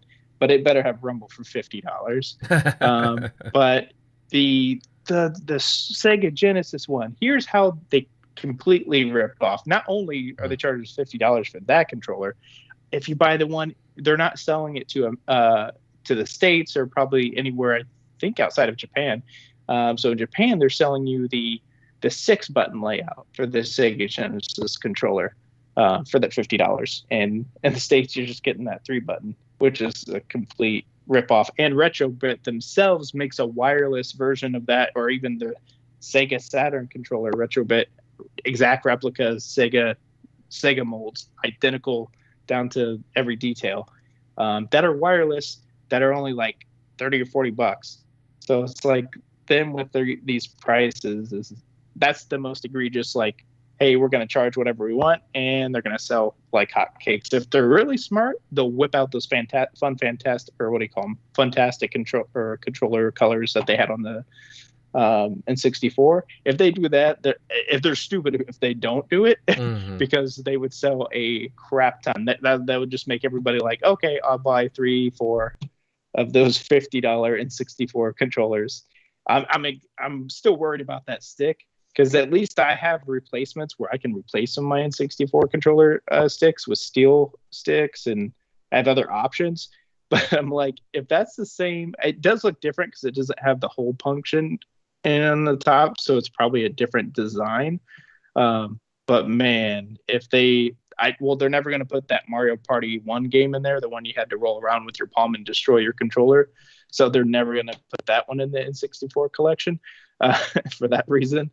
But yeah, I'm still worried about. I'll let other people test it out for a bit, because I don't know spending $50 for it, because they don't even cost that now. That authentic thing in a great condition. So that's what I'm worried about. Of like, hey, if I spend $50, is that stick going to just like get easily worn down over time? So overall, a decent show. It sucks that they didn't show off the Smash. I guess it's going to be later screen, but either way, it was weird they had KOTOR in there. They just had just the one KOTOR. I think it's just the mobile version, I believe. But yeah, it looks pretty rough. And they had a bunch of Dying Light 2s coming to it, cloud version. So I guess that's how they're going to go with this, because I was like, are they going to do a new model? But they might just keep rolling with the Switch, and if the cloud versions work, they'll just put every once in a while a game in there and just keep dragging. I mean, Metroids, we haven't even heard of anything, so, and it's been in development. So I'm guessing we're sticking with the Switch for another 5 years, maybe. I don't know. We'll see. Yeah. I mean, there were some nice announcements here. I'll admit, I kind of have a soft spot for Kirby, so it was nice seeing the Kirby 3D adventure titled The Forgotten Land. So that kind of piqued my interest. Because again, I like my platformers. Bayonetta 3 finally, though. Yeah, that's crazy. Coming out next year, I believe. There's some pretty crazy giant monster battles going on there. That's pretty cool. Yeah. And the Super Mario movie, guys, that's pretty cool. I see Chris Pratt voicing Mario. That's interesting. Never thought that would happen. But they got some big names headlining that animated title. Let's see. Crusader, I don't know if you caught the Nintendo Direct. I don't know if you're like a Nintendo guy by any means. I did catch. I try to watch all of the showcases for like basically anything that comes out. I don't actually have a Switch myself. But I have a lot of friends who are big Nintendo fans, and we were all watching it in Discord together. I am actually genuinely excited for that Mario movie. I don't care what anyone says. That cast looks like it's going to be hilarious. I'm very excited for that. I am actually relatively excited for both of those controllers. I do think the price point, especially for the Sega Genesis one, is the Genesis, right? Whichever Sega console it's a Genesis. Yeah. I do think it's a little high, but the one really nice thing about those controllers, like all of the Switch controllers, it'll be Bluetooth. So you can Bluetooth it to your computer, because you can Bluetooth the like Joy-Cons, the Pro controller, and they'll have USB-C ports too. So like it'll be really easy to natively use those brand new controllers for PC. So like that is a really neat thing for people who don't even really care about the Switch. If you're emulating, these could be a really cool tool for you. Very versatile. I mean, realistically, you could even like Bluetooth them to your phone if you have an emulator running on your phone. I have a lot of friends who are dear Kirby fans, and I was so excited to see them very happy with the Kirby game. The Bayonetta looked good. I'm actually happy that the KOTOR is itself getting preserved. I was happy when it was backwards compatible on Xbox, and I'm very happy to see it come to the Switch, because I actually do think it would be a perfect game for the Switch. It is old, it is aged, but I am happy to see stuff like that get preserved and put onto more things as time goes on. Trying to think. Metroid, I loved Metroid Fusion growing up on my Game Boy SP. I played a ton of Metroid Fusion, used to try to speedrun it a little bit. So I may end up getting a Switch very soon here to play Metroid Dread, just because it's the sequel that has taken, 20 years to come? And a stupid amount of time that puts Elder Scrolls fans to shame. Yeah. So I am considering getting a Switch just for that game. So it looks very fun. Yeah. Yeah, totally. Now, oh no, go ahead, MLD. Go ahead. Oh, sorry. I was going to put my 2 cents in. I looked at the recap of this, looking at it through the lens of like an Xbox fan here, but a few things did stand out to me. Like Sega putting their back catalog on gaming publishers' marketplaces now. That was intriguing to me. I'm thinking that might be we might see more of that with other brands, like even Xbox with the Sega's back catalog. But just think about that. N64 having their games being online. Am I understanding that correctly? Yep. See that I was surprised. I didn't think Nintendo had it in them. I mean, we all know Nintendo's online infrastructure is like years behind Xbox and PlayStation's, but putting online multiplayer on like personally my own childhood like kind of classics like that's like really intriguing right there. And even Banjo being on there, which makes me think like Xbox and Nintendo, they're being a little bit more cozy. It's funny, Xbox, they keep giving Nintendo these things, but Nintendo doesn't give them anything back in return. But I'm hoping that this fosters a closer relationship. I mean, if Xbox keeps allowing these things, maybe we'll see some fruit from that in the future. But overall, though, it seemed like a pretty overall good show if you're into Nintendo. And but I think the N64 thing, that is personally very tempting for me. So they really good on them for doing that. Yeah, actually, Tim, I was kind of curious on your opinion of this, because as MLD was saying, Banjo-Kazooie, the N64 version, is a part of the N64 titles, and Rare are very vocal about it. They're very happy to see it, as well as Aaron Greenberg and so on. Do you think that we could see more older Rare N64 titles make their way onto this Nintendo service? I mean, it's possible. Depends on what kind of kickback Xbox was going to get. I think there was a time when Reggie was a part of Nintendo that maybe Game Pass on Switch was considered. I do think that that is not the case anymore. But yeah, I think that I mean, listen, a lot of people say, well, why does Xbox lend itself to competitors and then get no kickback?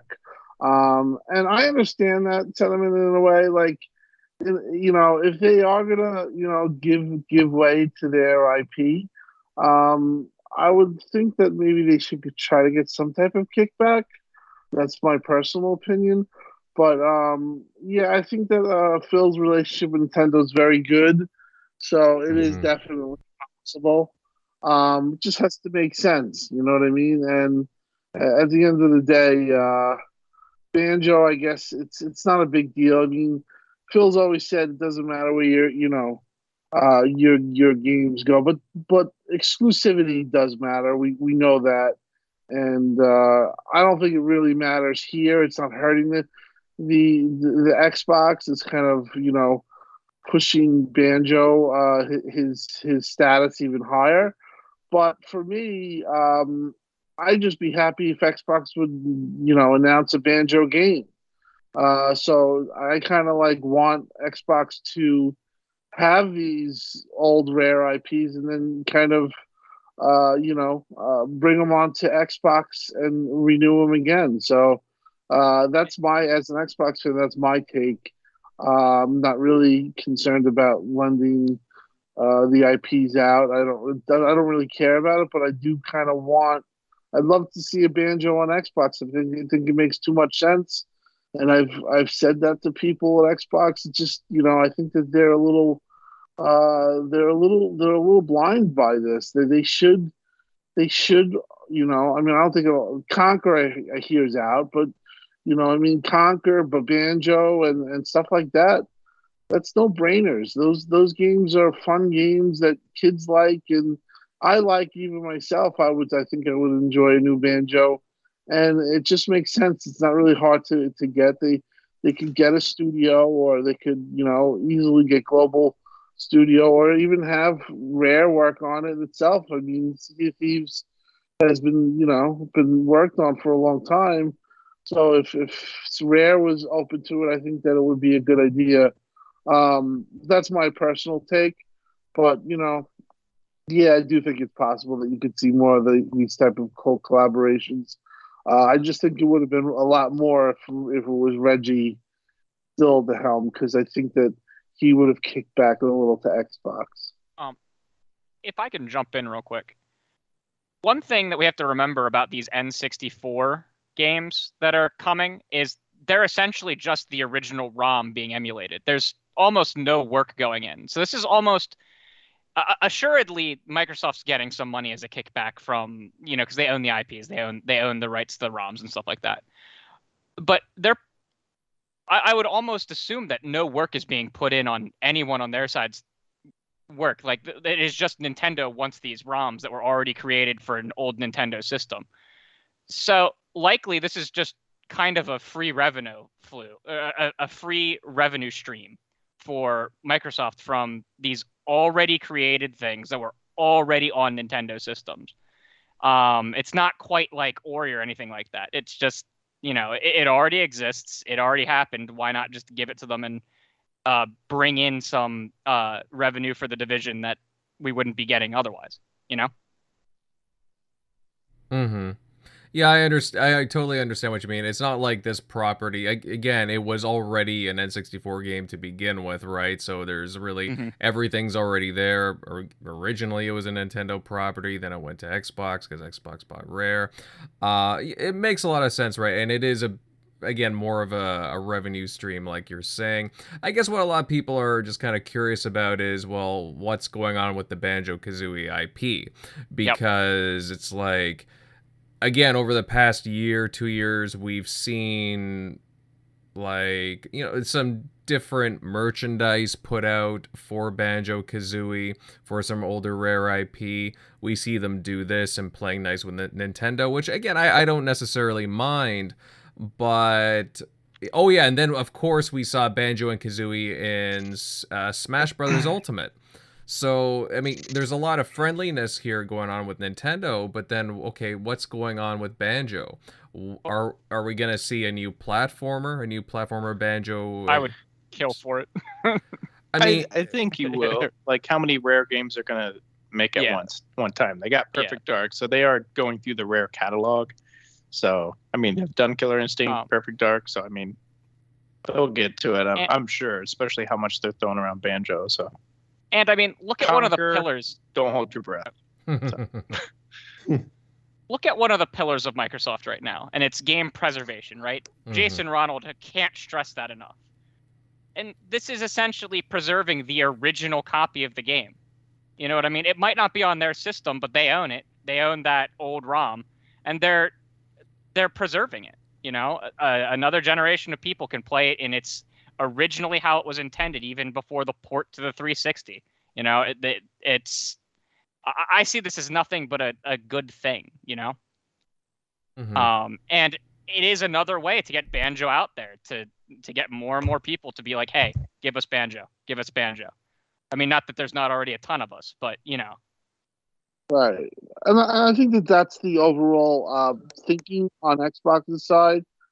But again, like even you said, like I think we just want a Banjo for Xbox, and I just think that when it is being talked about, and you know, and going to another platform, even in as you stated, its original form, that's fine. But like, I don't know, it just makes too much sense game not to be revitalized on Xbox with next generation hardware, and it doesn't have to be a big AAA game. It just be a nice add to the catalog with a friendly face and a good character, mascot type deal for Xbox. I think those games just generally always do well. You know what I mean? Mm-hmm. And just makes a lot of sense. Well, yeah. Plus, I'm interested to see which version they get though of Banjo. Like, are they going to get the one that was on 360 arcade, that was in the Rare collection, that's been like remastered? No, it should be the original ROM. It should be the actual original N64 ROM of it, because that's how the emulator works. Xbox still has the better version. Like, clearly, even if you're a purist, like playing that version of Banjo looks way better. Yeah. But, I mean, even Phil has stated that, they need to address, more family-friendly games in their library. And, again, they got a treasure trove of some of these IP, again, like Banjo, because of all the old Rare IP. And it makes sense to do, like, a classic kind of Banjo game again. So, there's a lot of clamoring for more family-friendly platforming games. I mean, hell, I love Banjo-Kazooie. I'd love to see it. I mean, everybody in the chat, definitely let us know about, what your thoughts are of Banjo, like what your interests are, because, again, I do think there is a lot of interest in it. It just, there's been all this teasing, and Nintendo's been getting a lot of use out of the IP. I would like to see more on the Xbox side of things, but, again, that's just me. Let's see here. Just checking the super chats. Oh, we got a couple of super chats here. Starting with King Thrash Gaming with the $5 super chat. Okay, I guess I'll read this one out. Because of this whack chat not supporting, here my super chat. PS gamers support, Xbox games don't. Well, okay, it's quite the contrary, but a lot of Xbox gamers here, and they definitely support us. We appreciate them, but thank you very much for your super chat. It's very much appreciated. King's my friend. I usually put him like he's a good dude on the show, but he's a struggling Sony fan that he knows that I think he's like really worried about Xbox being taken over and stuff like that. He's very nervous, and I try to console him sometimes. But it'll be all right, King. Don't worry. Game Pass isn't going to be over. he's very scared about Game Pass and stuff like that. But he's overall we joke around, but he's a good dude. And thank you for the follow. Oh no, we appreciate it, but we know, we know you're just, kidding. No worries. That we go back, I go back and forth with, but it's all fun and at the end of the day. Oh, I know. We can take a joke here, pal. It's pretty funny. Let's see, and then to follow up there, Victor Alistine with the $5 super chat support. Oh, there we go, pal. There we go. Why the interest in Banjo? Well, again, some of the points that we were just making. Again, Xbox could use a strong, family-friendly, or just even a strong platforming game of their own. We've seen them do deals like, again, Super Lucky's Tale, where they do like a year deal on this title, but then they don't stick with it.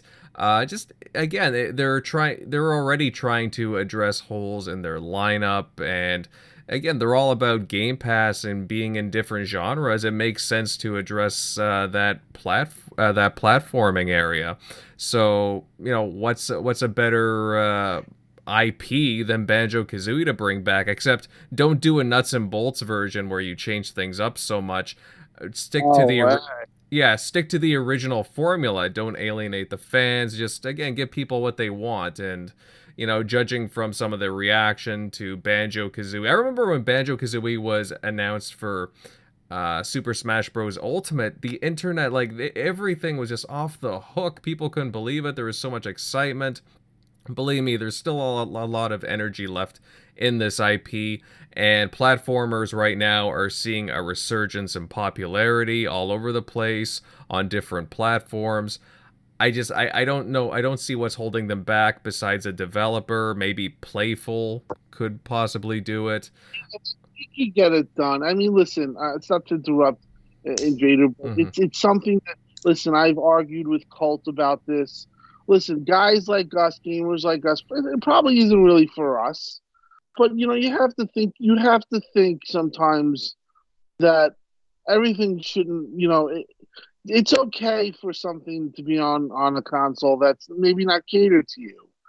I mean, every game doesn't have to be, shooting, bloody, mature.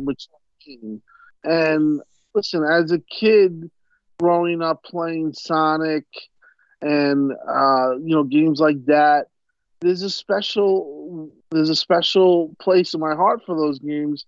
And I just think that the younger generation of Xbox fans and people that play Xbox games, they should have, the platform definitely should have a game like this. And it annoys me that you have such an easy home run slam dunk game that you don't really need. It's not like it's a huge AAA that would be hard to make. You could get, like you said, there's a number of developers that you could do it. You could have in-house people do it. You could get it done. How this game is in development right now, it's a shame, and it's something that I think that it's a miss on Phil, and I think Phil, I think that knowing him and knowing what how he is, I'm surprised that this game isn't in development, or and it's just like this stuff kind of does annoy me when you're hearing about it going to Super Smash Bros. and going, more of its rights. Listen, I don't really care if it's going to affect me. I like the idea that more gamers can play it, but at the end of the day, we're Xbox. It's an Xbox fans here, Xbox panel. It just makes so much sense that you really. It's just a disappointment that this game. We're in 2022. We were talking about this in 2015, and it was a little different then. They had 4 developers, but now you have freaking 23 studios in global studios with like 4 outstanding games that we don't even know about that are being developed, and Crystal Dynamics helping out on another game. You telling me you can't get a Banjo, and it's a perfect game for Game Pass. It's a perfect game for kids. It's a mascot type games, which is always lends itself for console, brings in younger gamers. Yeah, it's just like I said, it's about that time, and they really should get this going. Mm-hmm. I guess I'll hop in on this. I have a Switch. I'm not the biggest Nintendo player, which is generally why I'm like silent on the Nintendo situation. But I grew up playing Banjo-Kazooie. I loved those games. As soon as Rare Replay came out, I bought Rare Replay because those games were specifically on there, along with Conker's Bad Fur Day and a bunch of other games. When it comes to Banjo-Kazooie, if you want my opinion, at least the way my mind twists things around, this is honestly a really good business move. Tim Dog iterated on it earlier.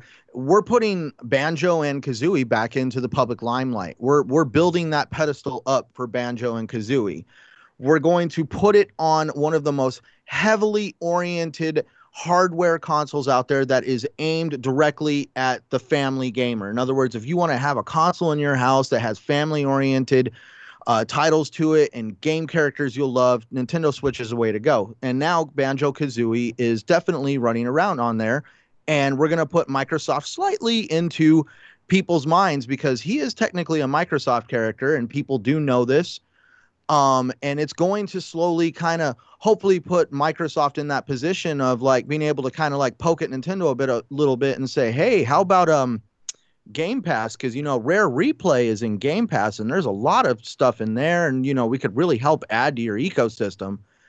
And the big thing I've always said about the Banjo-Kazooie franchise is they just need to not but they need to loan that IP out to like Playful Games. The guys who did Super Lucky's Tale, and just let them have fun. Mm-hmm. Oh, well said, Centurion, on that. It's all about fun, and yeah, I loved Rare Replay. Rare Replay's awesome. Nice collection there. I gotta catch up with the super chats here because we just got flooded with them. Dominic Turo with the $5 super chat. Ask Crusader about Arbaz, the Indian war goddess.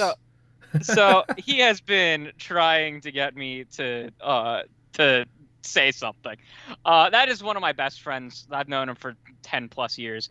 And Arbaz is another one of our very, very good friends for 10 years. So thanks for coming out tonight, Taro and Arbaz. And I know a bunch of the other people were in chat too. Thank you all for coming out tonight to watch the show with us. Mm-hmm. Yeah, thanks guys. Much appreciated. I mean, your viewership means a lot to us. Moving on over to ATL with the $20 super chat. Very generous, buddy. Thank you very much. Chat Not Whack. Thanks for the show, guys. Again, very much appreciated. You are too kind, my friend ATL. You're always here. King Thrash Gaming again with a $5 super chat. $5 more for the homie Tim Dog. LOL. He know what it is. We all gamers. Well said, my friend. Well said. Couldn't agree more, brother. Dirt Griggity, you are too kind, buddy, with the $10 super chat. Chat is definitely not whack. King Thrash Gaming again with the $5 super chat. This $5 for me for lighting a 4 under the chat. I stand corrected. You do support good stuff. Hey, we got one of the best fan bases in the Xbox community, in the gaming community, period, and we really appreciate your guys' support. Victor Alistine with the $5 super chat. In my opinion, get Sonic and have Moon Studios reboot or reimagine the game in an Ori format. That'd be interesting, fellas. I mean, seeing Moon Studios work on something Sonic related. I mean, I would love to see all their artwork, all the art with that kind of stuff. But we already know that they're kind of working on something a little different from what we've been told. Overall, though, honestly, like, you guys rock. Thank you so much for your support. Very, very kind chat we have here. Moving on, fellas, let's get into our last topic tonight. And as of right now, there's a very interesting emerging situation going on over at Marvel Studios, which could have large implications in the gaming aspects of things. For example, Spider-Man was originally created long ago by Stan Lee and Steve Ditko in the comic space. Well, Ditko's estate filed a notice of termination, which, well, in turn, it seems to revert stuff like the old IP back to the family. this could get messy and could be, kind of interesting down the line, down the road for PlayStation exclusive titles from Marvel Studios, such as Spider-Man 2 and Wolverine. Centurion, I know you've been plugged into this whole situation, all the news there. What's your take, and how could you see this all playing out with the implications into the gaming sphere? Well, it's gonna probably, we'll just see when we get to what I'll say in the end. The reason why this is all coming into play is copyright was invented in 1908, but obviously as time moved on and things became more convoluted and complicated because the rise of comic books, television, music, all this other stuff between 1908 it was like 1908 and 1978.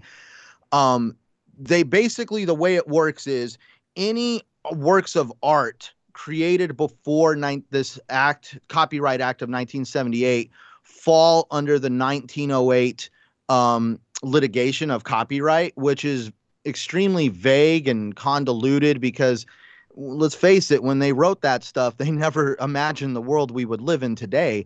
And as a result of this has created a very serious situation of who truly owns these Marvel characters. Is it Marvel or is it the people who pen them out? There's a huge argument on Marvel's side saying that, well, these were employees.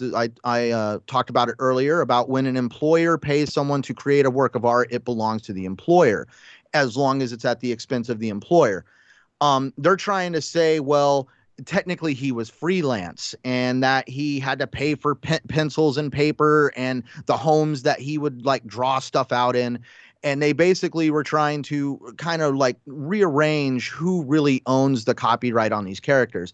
Now, let's not forget the lawyer that's in charge of this lawsuit has a background in doing this. He did this with DC characters, failed. And he also did this, I believe, with Jack Kirby's estate with a Marvel thing. Now, with Jack Kirby, on the other hand, Jack Kirby worked very closely with Stan Lee, and Jack Kirby Marvel came out and proved in a court that Jack Kirby knew he was working for Marvel and selling these things to Marvel. So therefore, Jack Kirby in no way could say that these were imagined characters because Stan Lee would tell him what to draw and what they were looking for and stuff like that. As a matter of fact, Stan Lee alluded to it was, air quotation marks, the Marvel way of doing things.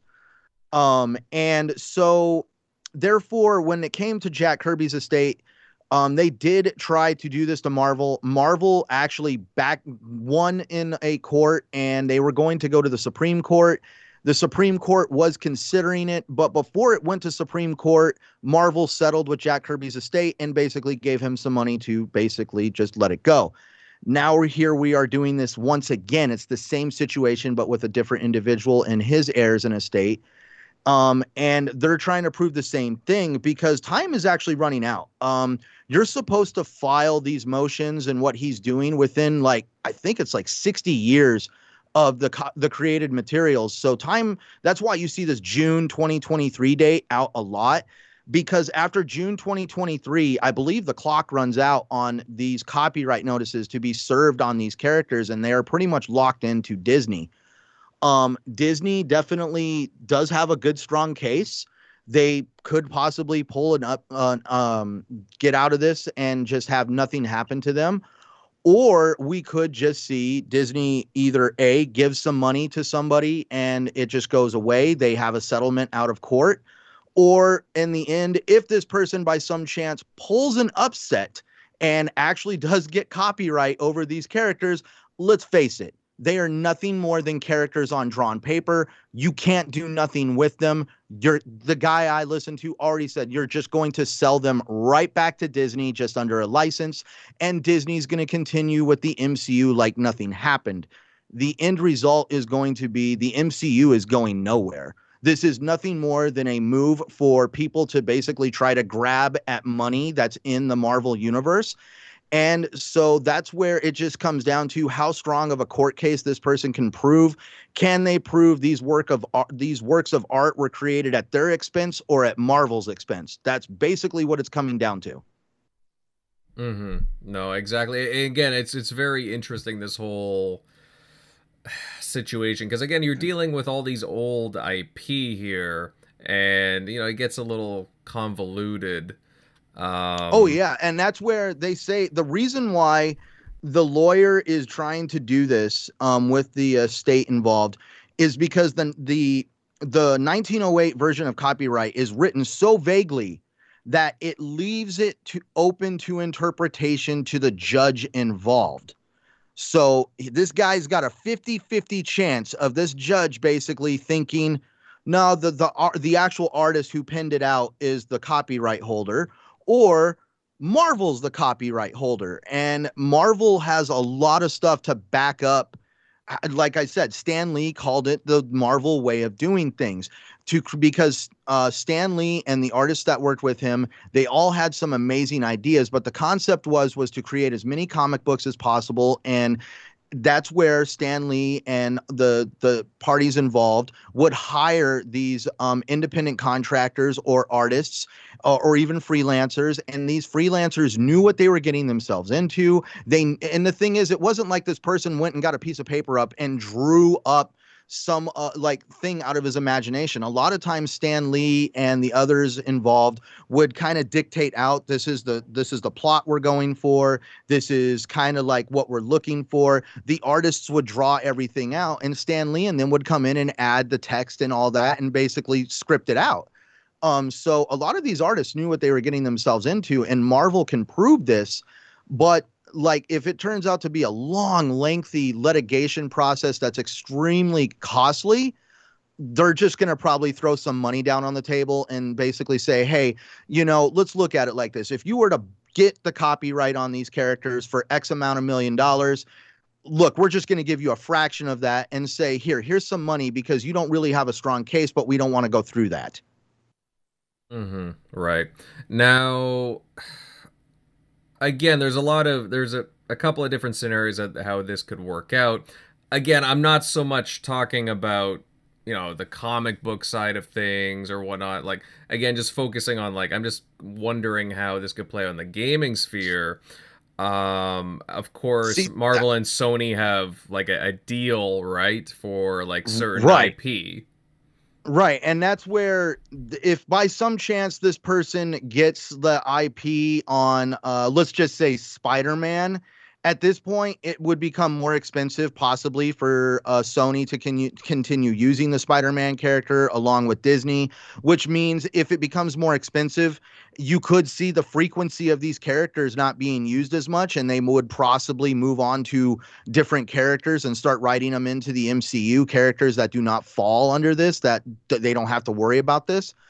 But from what I've seen, what I've read, everybody I've listened to pretty much goes that the MCU itself is not going anywhere. Disney is going to continue using these characters. It just basically means that there would be a bigger bill at the end of the tunnel for using these characters if by some chance this individual can do this. But I do listen to the channel. I think I've showed it to you, called Hogue Law. Guy's an awesome individual. He is a practicing attorney in Michigan, and he really broke it down for like a half an hour, how he really does believe that Marvel has a very strong case and that this is just nothing more than somebody trying to possibly just kind of ruffle feathers and possibly just get some money. There really is no end goal to move the MCU, because the MCU is actually worth more now than it ever has been because of the entertainment industry. Now, so again, oh, sorry, was that you, Crusader?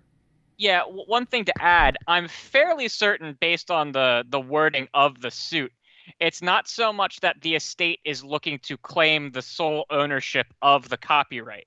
It's that they are filing for joint ownership, which is very important because that means that Marvel will still own the IP. They will, the estate will just have a say to some point as to how things can be licensed and at how much they should get based on the portion of joint ownership. I'm not sure. I don't quite remember if it was a 50-50 joint ownership or exactly how the joint ownership broke down.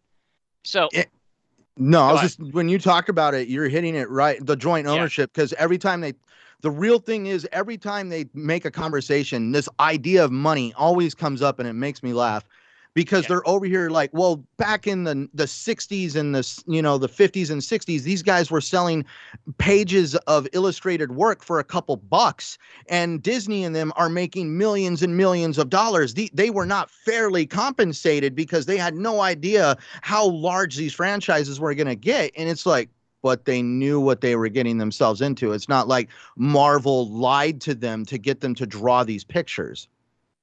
And ultimately, if we're curious as to how this is truly going to affect the gaming industry, I don't think it will to an extent. It's going to change how some contract, like, let's say they do get the joint ownership. At most, it's going to change how some contracts are negotiated. It could force more IPs into a more.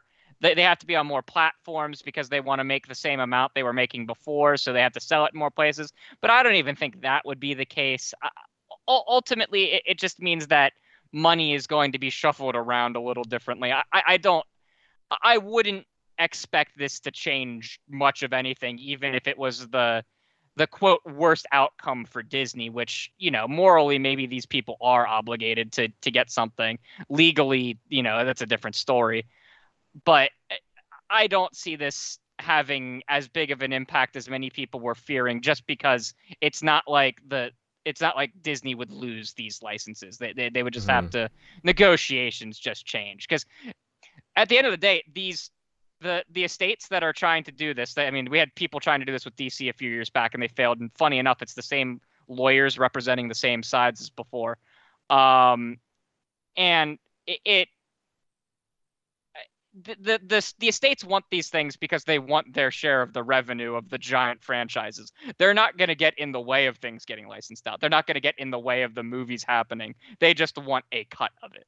So I don't think this changes much of anything.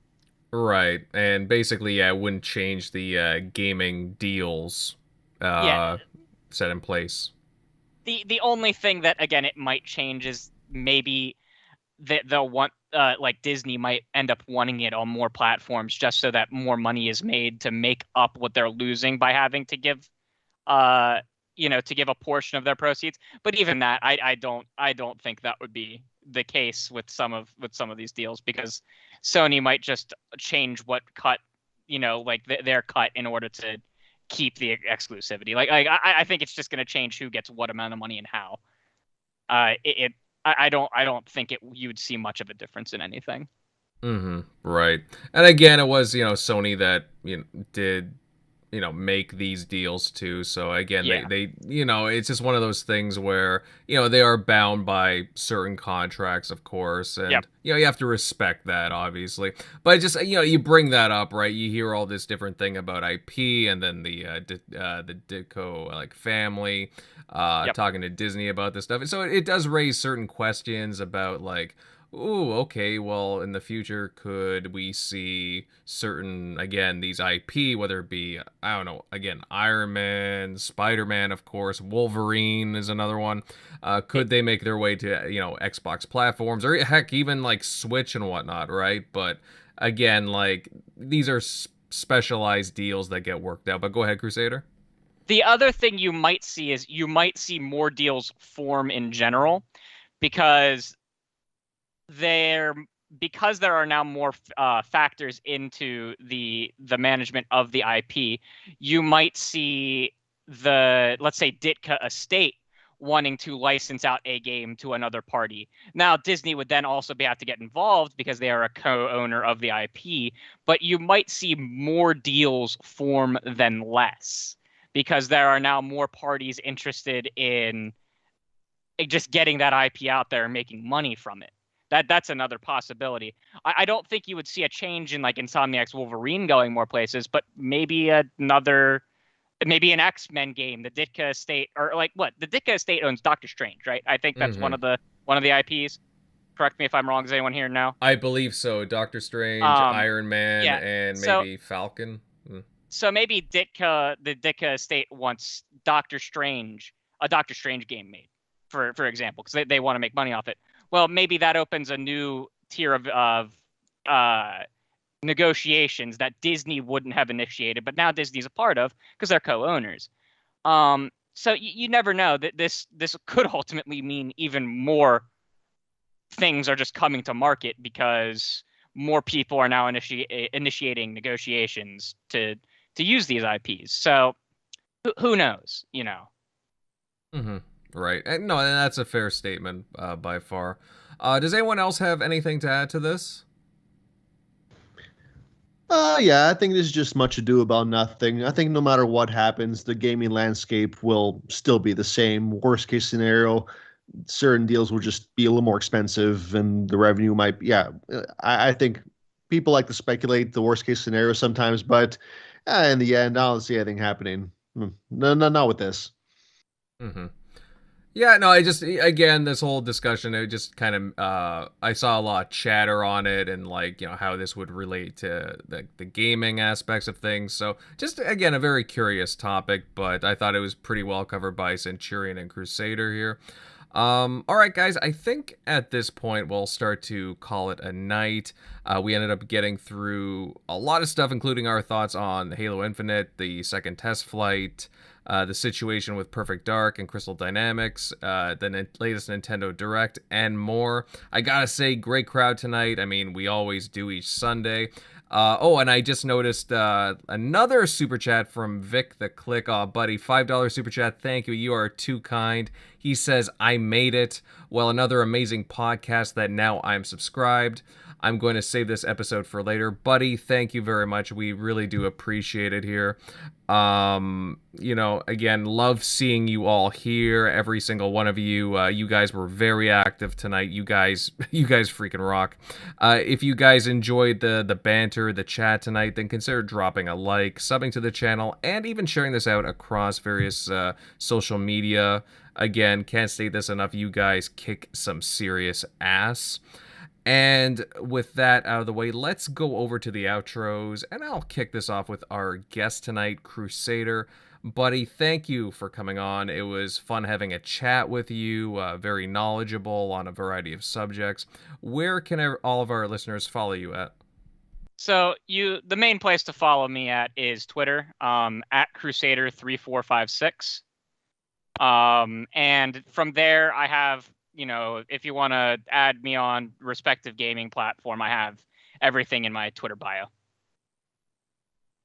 All right. Very good stuff. Yeah, thanks for coming on, pal. And moving on over to the TXR crew, Tim Dog, buddy, great stuff tonight. Where can everybody follow you at? Follow me on Twitter, xCloud Tim Dog. A great show tonight. Crusader, great job. You really fit well with the podcast. Very insightful and educated. Thank you. Been busy playing. Been playing some xCloud. Haven't been playing that much. Been working a lot, but still playing 12 minutes. Still can't get past certain parts, but still enjoying it. Psychonauts and still playing that. Play that on the OLED. I'm not playing that on xCloud. And Hades, very good game as well. Been enjoying that a lot on the xCloud because I've been, like I said, I've been working, so I've been mobile and staying at my mom's, that type of stuff, because I have a long travel. But great show tonight. See you next week. Well said, Timmy. Well said. General MLD, my friend. Again, very, very good show. Where can everybody follow you at, bud? Thank you. At MLD Ghost is my Twitter. General MLD is my YouTube channel. Really good show today. A lot of very interesting opinions, especially Crusader. Very well informed. Let's see. Right now, come out the Halo Infinite beta. I just played beat Psychonauts 2. Great game. Playing Saints Row 2 because Saints Row. The new game coming out. Thought I'd do that. Aged very well.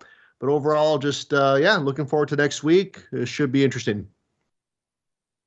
You got that right, my friend. Moving over to Centurion, buddy. Love the legal talk, like all that jargon. Where can everybody follow you at, bud? Well, it was a great show tonight, everybody. Thank you to the guests for, coming and hanging out. Definitely had some great talk during the show and pre-show. It was great to meet you. For those in the chat, thank you for coming. If you're interested in finding me, please find me at Centurion1307, Twitter, Xbox Live, and of course, YouTube. You can also find me every Saturday night on the Shop Podcast. And you'll find me right here on every Sunday night on the TXR Podcast. And oh my God, I'm getting them all jumbled up now, Invader. It's all right, buddy. You did a lot of talking tonight, and again, some very good points. And moving on over to Eric Shockley. Buddy, again, good stuff tonight like everybody else. Where can everybody follow you at, my friend? Yeah, as always, you can find me at ShockNero on Twitter, EasyShock on Xbox Live. But yeah, just been playing a lot of Tales of Arise, getting into more of the combat. It's pretty sick with some of the combos you can do, especially if you played something like the Final Fantasy VII Remake. But yeah, the combat is pretty sick so far. I'm excited to get deeper into the skill tree and the other characters that you can add to your party. So definitely check that one out if you hadn't already. But yeah, good show tonight, and thanks for stopping by. Mm-hmm. And finally, to cap things off, I'm Invader, and you guys can follow my content over on YouTube at Invader Gaming, also active on Twitter at Invader_1986. Great times were had tonight, and we're already looking forward to next Sunday's show. Later, everyone.